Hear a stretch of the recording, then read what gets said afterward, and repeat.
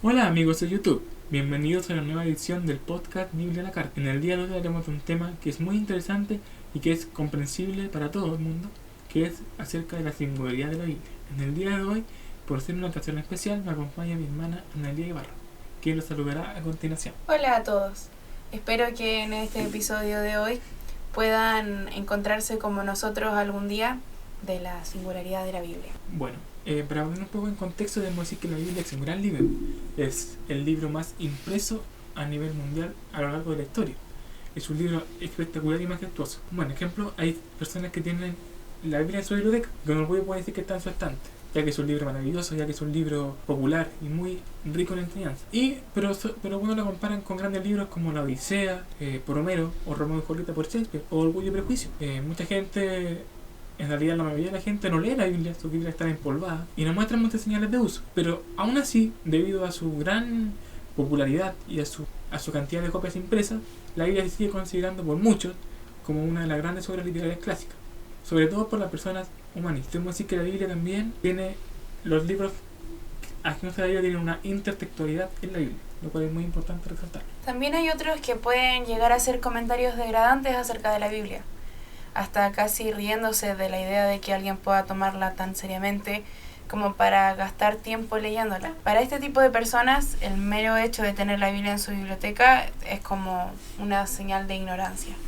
Claro, y sobre todo la gente científica o matemática creo que tiene un sesgo un poco marcado en cuanto a decir que la Biblia no es un libro que debería leerse, que carece de rigor científico, que carece de rigor matemático, que carece del peso que tiene la ciencia. Lo considero un libro acientífico muchas veces. Es como si fuera un libro de fantasía. Exactamente, como si fuera un libro de fantasía. Como si fueran unas fábulas o unas poesías, pero que no tienen mayor relevancia para tu vida cotidiana ni para la explicación del universo. Bueno, yo tengo que decir que la Biblia, vamos a decir a continuación, lo vamos a desarrollar durante todo el episodio, pero para nosotros la Biblia debe estar sola en un instante prioritario. La Biblia para nosotros es singular. El autor del que estamos sacando estos pensamientos, que es Josh McDowell, escribe en su Nueva Evidencia que exige un veredicto, que la Biblia es singular y que esa es la palabra precisa e ideal que él encontró para describir adecuadamente lo que significa la Biblia. Es un resumen espectacular para decir lo que realmente es la Biblia. El diccionario de la Real Academia Española podría aparentemente haber pensado en el libro de los libros, esto es la Biblia, cuando se redactaron las definiciones de singularidad y singularidad. Para singularidad se dice calidad de singular. La RAE por lo general, siempre cuando uno le pregunta qué significa identidad, calidad de identidad, en este caso singularidad, calidad de singular.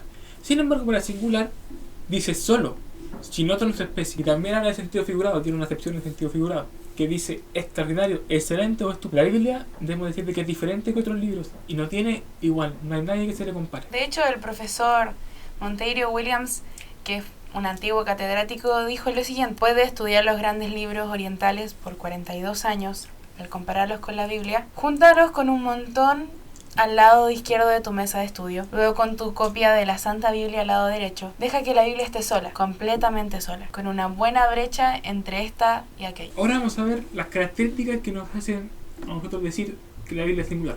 Muchos nos pueden decir, no, pero bueno, todos los libros tienen estas características, o qué diferencia la Biblia de los demás libros. Bueno, ahora tenemos a conocer 11 características aproximadamente que nos hacen concluir de que la Biblia es diferente a cualquier otro libro, que es singular. En primer lugar, a diferencia de muchos libros que se escribieron en el periodo de años cortos, por ejemplo, me acuerdo que Cien años de soledad, Gabriel García Márquez estuvo como alrededor de 3 años, o entre 1 y 3 años escribiéndolo, todos los días encerrado.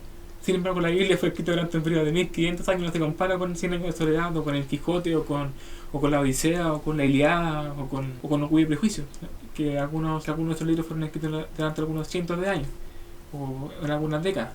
Sin embargo, la Biblia fue escrita durante un periodo de 1500 años, esto no tiene precedentes. Además, la Biblia fue escrita por 40 autores, tiene más de 40 autores. Difícilmente algún libro puede tener 40 autores, representando gente de toda condición. Los escritores de la Biblia eran reyes, militares, líderes, campesinos, filósofos, pescadores, cobradores de impuestos, poetas, músicos, diplomáticos, eruditos y pastores de ovejas. Por ejemplo, tenemos a Moisés, que era un líder político y un juez educado en las universidades de Egipto con mayor prestigio. Tenemos a David, quien era un rey, poeta, músico, pastor de ovejas y guerrero. Tenemos a Amós, que era un pastor de animales. Tenemos a Josué, que era un general militar. Tenemos a Nehemías, que era un copero de un rey pagano. Tenemos a Daniel, que era un primer ministro. También tenemos a Salomón, que era un rey y un gran filósofo. Lucas, que fue médico e historiador. Pedro, un pescador. Pablo, un rabino. Marcos, el secretario de Pedro. La Biblia, a diferencia de muchos otros libros, fue redactada en diferentes lugares. Fue redactada por Moisés, por ejemplo, en el desierto, por Jeremías en un calabozo, por Daniel en la falda de una montaña y en un palacio, por Pablo dentro de las paredes de una cárcel, que él nos mostraba muy vívidamente en sus cartas que él las escribía desde la cárcel. Lucas mientras viajaba por distintos lugares, y Juan mientras estaba desterrado en la isla de Patmos. También fue escrito en diferentes tiempos. Por ejemplo, en la época de David en el Antiguo Testamento, fueron tiempos de guerra y de sacrificio. Pero luego, Salomón, en su tiempo como rey, fueron tiempos de paz y prosperidad que no tuvieron comparación después a lo largo de la historia. También, las personas que lo redactaron lo hicieron difiriendo de sus estados de ánimos. Por ejemplo, algunos reflejaron cumbres de gozo, otros escriben desde el dolor y la desesperación. Recuerdo las lamentaciones. Algunos escriben durante momentos de certeza y convicción, otros de confusión y duda, como la gran mayoría de los profetas del Antiguo Testamento. Yo he encontrado en la Biblia palabras aptas para mis pensamientos, más intenciones para mi gozo, aserciones para mis dolores escondidos y súplicas para mi vergüenza y debilidad, dice Samuel Taylor, un poeta y crítico literario británico. La Biblia también tiene la particularidad de estar escrita en 3 continentes, en el mundo conocido en aquella época: Asia, África y Europa. Fue escrito en 3 idiomas. En primer lugar, el hebreo. El hebreo era el idioma de los israelitas y prácticamente todo el Antiguo Testamento. En el segundo libro de Reyes, capítulo 18, 26 al 28, y en Nehemías 13, 24, el hebreo se menciona como la lengua de Judá, la tribu principal de Israel. El hebreo es un idioma pintoresco, muy importante, que en el pasado no es meramente descrito, sino pintado verbalmente. Tiene como un diseño, tiene como un dibujo el hebreo que nos hace decir de que es un poco más poético. No se presenta solo un paisaje, sino un panorama de acción. El curso de eventos es representado de nuevo en la vista mental. Por ejemplo, hay muchas expresiones vívidas y muy importantes que se ocupan en el Antiguo Testamento, ya sean como "he aquí", que es un hebraísmo que es muy común en el Antiguo Testamento. Otras expresiones hebraicas muy comunes también son "alzó su voz y lloró", "abriré mis labios y responderé", "se levantó y fue", lo que nos muestra la fuerza pintoresca de este idioma, lo cual es un vehículo importante en cuanto a la expresión como eufónica, poética, cadenciosa y armoniosa. Por otro lado tenemos el arameo. El arameo es un idioma, el idioma común del Medio Oriente hasta el tiempo de Alejandro Magno. Ellos son los siglos 4, 5 a.C. Los capítulos 2 al 7 del libro de Daniel y buena parte de los capítulos 4 al 7 del libro de Esdras están en arameo, como algunas de las declaraciones del Nuevo Testamento. La más notable es cuando desde la cruz Jesús exclamó a gran voz: "Elí, Elí, lama sabactani", y eso está escrito en arameo, lo cual quiere decir: Dios mío, ¿por qué me has desamparado? Mateo 27:46. Podemos decir de que Jesús, cuando habla de desamparo, o cuando habla acerca de una expresión un poco más precisa para comunicar, el arameo es superior al hebreo en ese sentido. El arameo igual es, lingüísticamente hablando, muy parecido al hebreo y similar en la estructura. Los pasajes que están escritos en arameo fueron utilizados con la misma estructura que el del hebreo, pero en contraste con el hebreo, el arameo ocupa un vocabulario más extenso, incluyendo palabras de otros idiomas. También tiene una amplia variedad de conjunciones. Contiene un sistema complejo de tiempos verbales desarrollado a través del uso de participios con pronombres o con varias formas del verbo ser. Aunque el arameo es menos eufónico y poético que el hebreo, probablemente es superior, como dije anteriormente, como vehículo de expresiones. Por eso cuando Jesús dijo que lo habían desamparado, decirlo en arameo era un poco más exacto y más comunicable a un nivel superior que decirlo en hebreo. El arameo probablemente tiene la historia del uso más largo de idioma vivo que ningún otro idioma conocido. Se usaba en el periodo patriarcal de la Biblia, esto es alrededor de los años 2000 a 1500 a.C., en el periodo de Abraham, Isaac y Jacob. Es hablado por unos pocos todavía hoy. Se caracteriza por su simplicidad, su claridad y su precisión, adaptándose con mucha facilidad a la necesidad de la vida cotidiana. Servía como el idioma de los eruditos, los estudiantes, los abogados y los comerciantes. El tercer idioma en el que está redactada la Biblia es el griego. Todo esto comienza con las conquistas de Alejandro Magno. Luego de que vinieran los babilonios y los persas, llega Alejandro Magno conquistándolo todo, promoviendo su cultura griega a través de helenismos, haciendo que todas las ciudades conquistadas y todas las naciones comenzaran a hablar este nuevo idioma. Por lo tanto, es el idioma en el que está escrito casi todo el Nuevo Testamento, porque era un idioma internacional, universal, conocido como el inglés todo el mundo hablaba griego. De hecho, este idioma se caracteriza por un alfabeto que se evidencia tomado de los fenicios y es adaptado a los sonidos utilizados en Grecia, y también el griego se escribía de derecha a izquierda. Fueron estas conquistas de este Alejandro Magno el que comenzaron a facilitar que todo el mundo lo comenzara a hablar. Estos dialectos regionales generalmente se dieron a un lugar de un griego conocido helénico o koiné, que quiere decir común. Es el griego en el que está escrito nuestra Biblia, el Nuevo Testamento. El dialecto koiné asimiló muchas expresiones vernáculas del griego ático, haciéndolo más apto para ser el idioma de una cultura mundial. El nuevo idioma, reflejado el habla simple y popular, llegó a ser el idioma común del comercio y de la diplomacia. El idioma griego perdió mucho de su elegancia y matices finos, como esta evolución de clásico a koiné.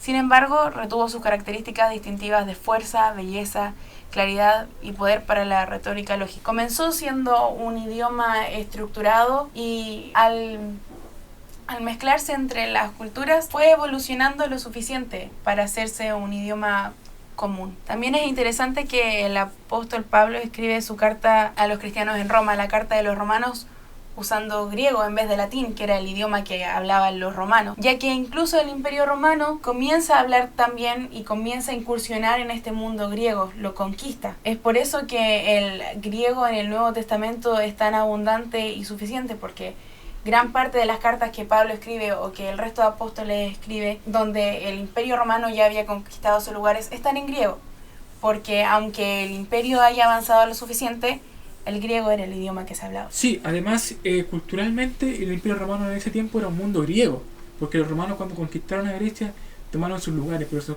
costumbres, idiomas y cosas así permanecieron indeleblemente en el mundo romano. Se arrastraron del mundo griego hasta el mundo romano y permanecieron así culturalmente. Por eso también el idioma, Pablo también escribe en griego.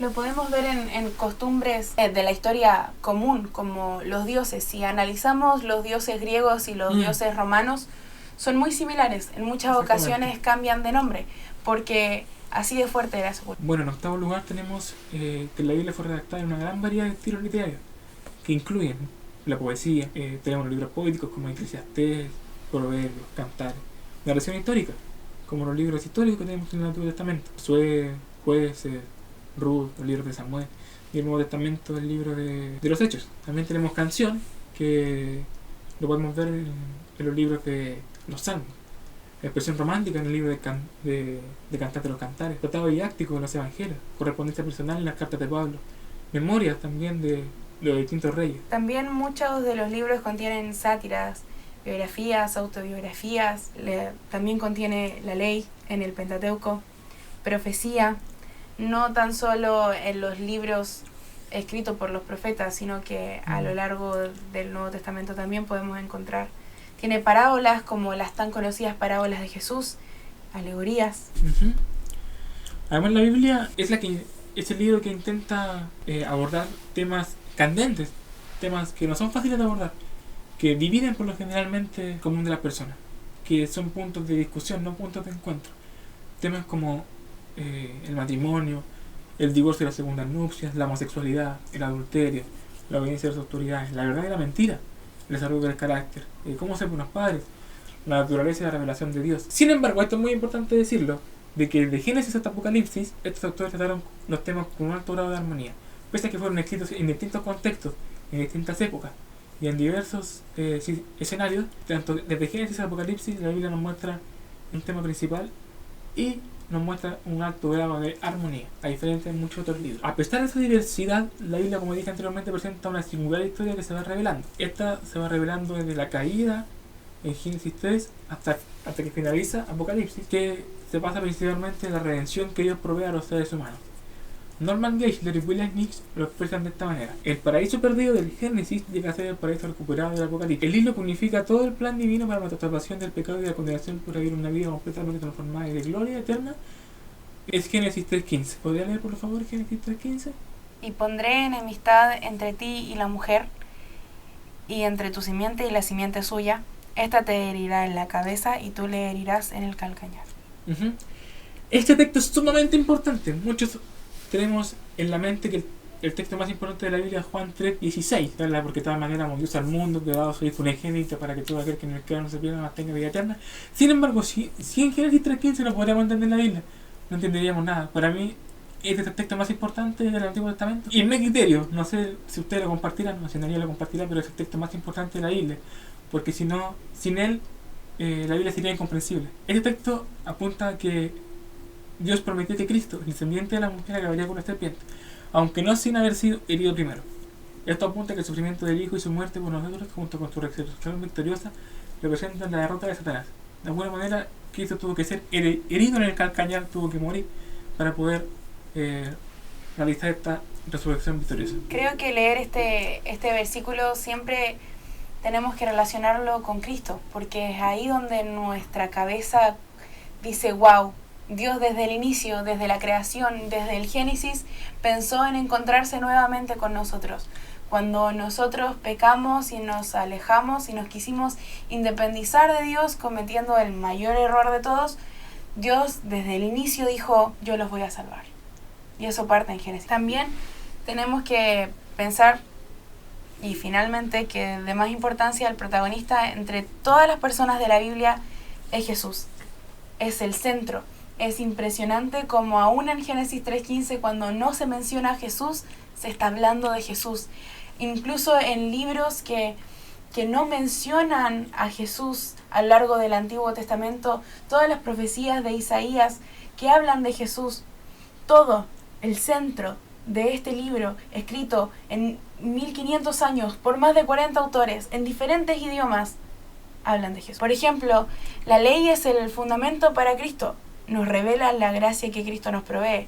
Los libros históricos muestran los preparativos para Cristo. Los libros poéticos aspiran a Cristo, nos hablan de Cristo. David hablando de que por favor alguien lo salvara. Las profecías pintan las expectaciones de Cristo, como bien dije, de Isaías, que iban a ser de una virgen, alguien que nos iba a salvar, donde el Espíritu del Señor iba a estar sobre él. Todo gira en torno a Cristo. Los evangelios, la historia, la vida de Jesús en la tierra, del Verbo hecho carne, que vino y habitó entre nosotros y nos salvó.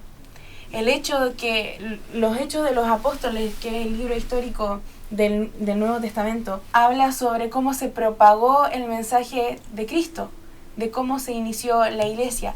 Las epístolas dan el inicio de la doctrina necesaria para que la iglesia comprendiera y pudiera interpretar bien a Cristo. Y en el Apocalipsis se encuentra la consumación de todas las cosas en Cristo. Desde el principio a fin, nuestra Biblia es cristocéntrica. Por lo tanto, aunque la Biblia contiene muchos libros, como dije, tiene una continuidad, tiene una singularidad, que es Cristo, que se diferencia a través de todos los otros libros de religiones que podemos encontrar.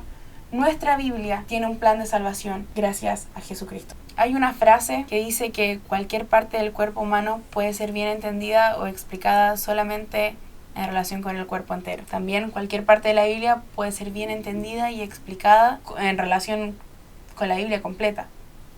Cada libro es como un capítulo en un libro que llamamos Biblia. De hecho, es esta gran biblioteca que contiene varios libros, donde podemos encontrar referencias de los profetas en el Antiguo Testamento. Podemos ver a Pedro o Pablo explicando la ley del Pentateuco cuando se escribieron con años de diferencia. Podemos explicar la ley en las cartas, en las epístolas, en los evangelios.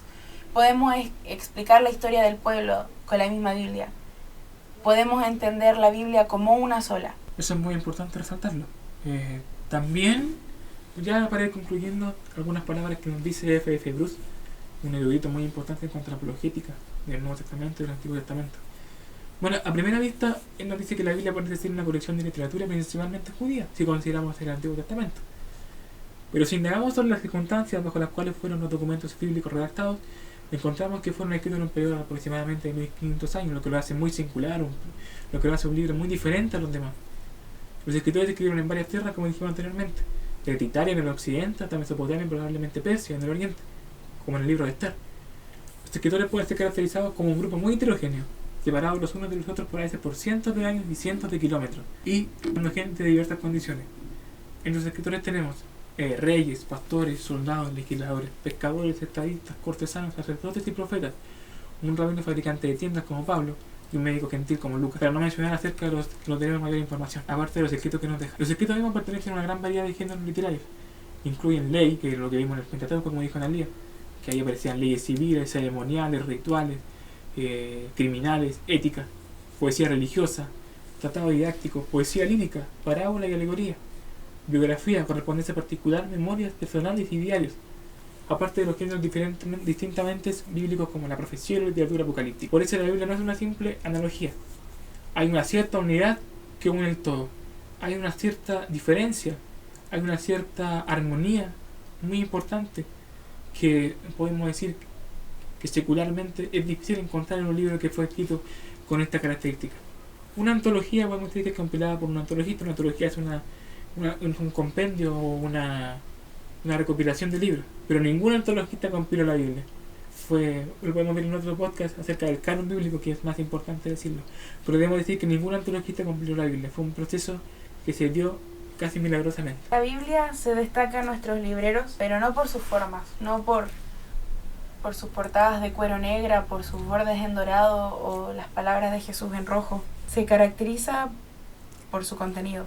Es lo que la hace destacar en nuestros libreros. Personalmente nosotros tenemos quizá muchos ejemplares de la Biblia en nuestras estanterías, pero no es cómo se ve la Biblia lo que la destaca, sino lo que hay adentro, lo que en ella encontramos, porque es el único libro de religión que realmente provee un plan de salvación, el que le puede dar esperanza a la humanidad. Es un libro en donde la historia, la ciencia y las culturas se pueden encontrar. Tenemos que recordar que si bien la Biblia contiene ciencia, no es un libro de ciencia. Y por mucha historia que la Biblia contenga, no es un libro de historia, es un libro de fe, que por fe nos transforma, nos da vida y da esperanza a nuestra alma. Es la revelación escrita de Dios, es el contenido escrito, puño y letra, a través de miles de años, como prueba de que Dios siempre ha querido tener una relación con nosotros, que quiere presentarnos a Jesús para que los conozcamos. La Biblia no es un libro más en nuestras estanterías,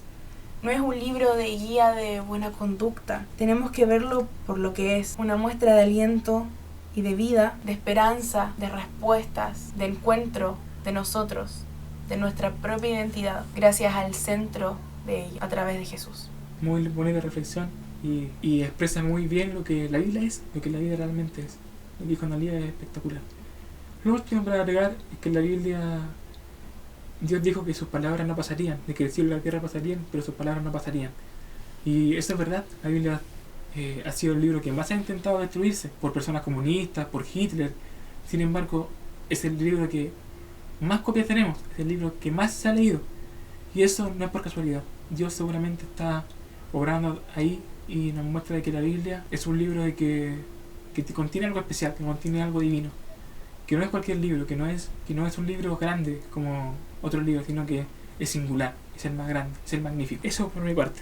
La hierba se seca y la flor se marchita, pero la palabra de Dios nuestro permanece para siempre. Amén. Bueno, y hasta aquí ha llegado el podcast del día de hoy. Esperemos que les haya gustado, que lo puedan escuchar, compartir, y lo hacemos con mucho cariño y esperemos que sea de bendición. Hasta la próxima ocasión.